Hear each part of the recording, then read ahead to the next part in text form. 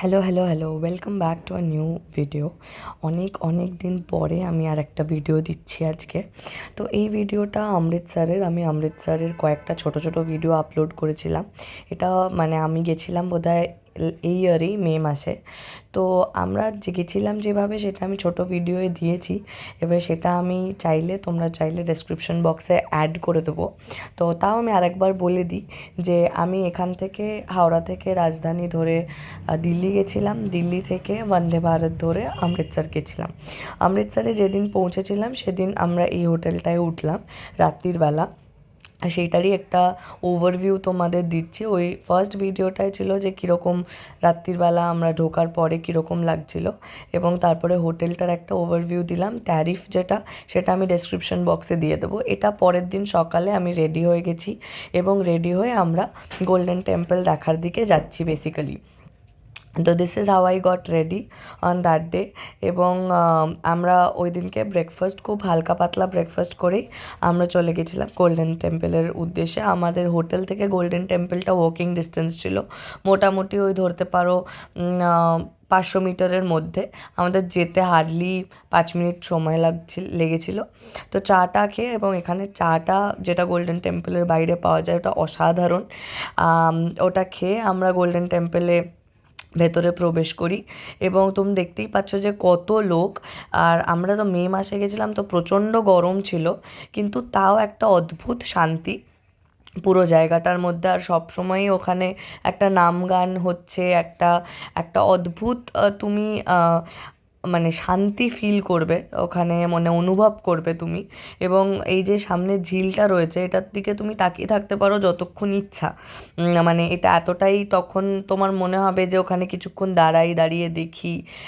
এবং প্রত্যেকেই ওখানে নানান শ্রেণীর লোক ওখানে হাজির হয়। এবং আমরা যখন এখানে গেছিলাম তখন আরেকটা জিনিস এখানে বলে রাখা ভালো, যে প্রচণ্ড গরম থাকা সত্ত্বেও কনস্ট্যান্টলি ওরা জল দিচ্ছিল, এবং প্রচুর লোক এখানে সেবা করেন ভক্তদের। জল দেন, জল দিয়ে খাবার দিয়ে এগুলো অনেকেই করেন, মানে স্বেচ্ছায় করেন। এবং যে মন্দিরে ঢোকার যে রাস্তাটা, ওখানে ভালোই লাইন ছিল, কিন্তু ওখানে যে ফ্যানগুলো, ওখানে তার সাথে জলের একটা কানেকশন করা ছিল। তো ওই জল আর হাওয়া একসাথে আসছিল যাতে কি ভক্তদের কষ্ট না হয়। তো এইটা এন্ট্রান্সটা ঢোকার, এবং ভেতরে কোনো ভিডিও করা অ্যালাউড নয়। এটা আবার বেরিয়ে তোমাদেরকে আমি দেখাচ্ছি পুরো জায়গাটা, যতটা সম্ভব আমি দেখানোর চেষ্টা করেছি। এবং এখানেই লঙ্গর হয়, তো ওই লঙ্গরে আমরা খেয়েছিলাম। যথেষ্ট ভালো খাবার, এবং যত ইচ্ছা তুমি খেতে পারো। তারপর আমরা হোটেলে গিয়ে একটু রেস্ট করে এই বিকেলবেলা আমরা এই মিউজিয়ামটা দেখতে গেছিলাম। এবং এখান থেকে আমি গেছিলাম বাঘা বর্ডার। এখানে প্রচুর জায়গা আছে যেখানে তুমি খাওয়া দাওয়া করতে পারো। এই মিউজিয়ামটা বেসিক্যালি পার্টিশন মিউজিয়াম দেখে আমরা ওখান থেকে একটা অটো ভাড়া করে বাঘা বর্ডারের দিকে গেছিলাম।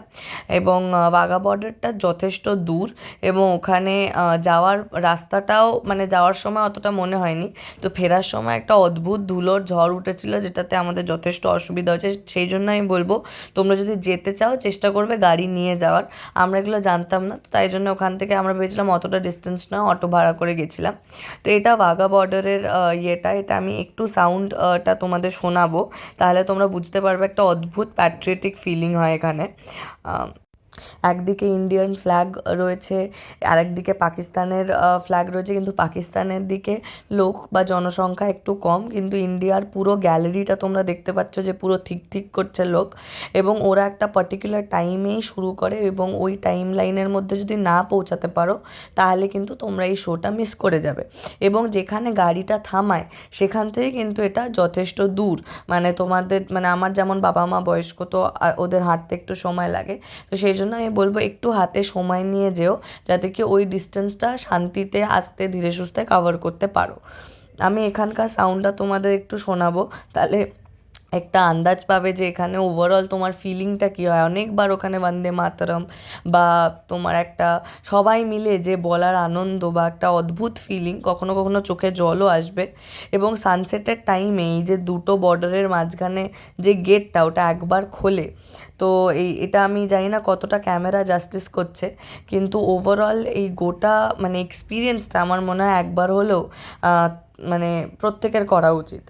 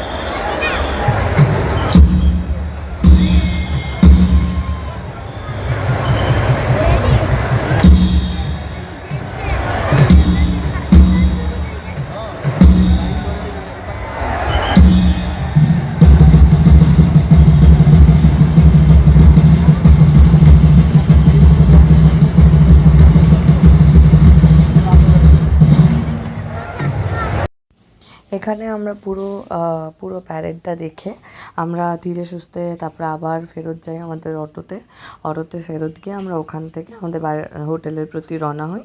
মধ্যে আমরা ওই অমৃতসর গোল্ডেন টেম্পলের কাছেই একটা হোটেল থেকে কিছু খাওয়া দাওয়া করে মানে ডিনার করি আর কি। ডিনার করে আর ওই ধুলোর ঝড়টা ফেরার পথেই হয়েছিল, যার জন্যে প্রচণ্ড আমাদের মানে গা হাত পা ধুলো হয়ে গেছিলো। তাই জন্য বাড়ি গিয়ে আমাদেরকে আবার ফ্রেশন আপ হতে হয়ে ওই দিনটা রেস্ট করি এবং সেই দিনের মতন ডে 1 আমাদের অমৃতসরে এইভাবেই কাটে। এবারে ডে 2 বা বাকি দিনগুলো আমি কিভাবে কাটিয়েছি বা কী প্ল্যানিং করেছি সেটা তোমাদের অবশ্যই বলবো।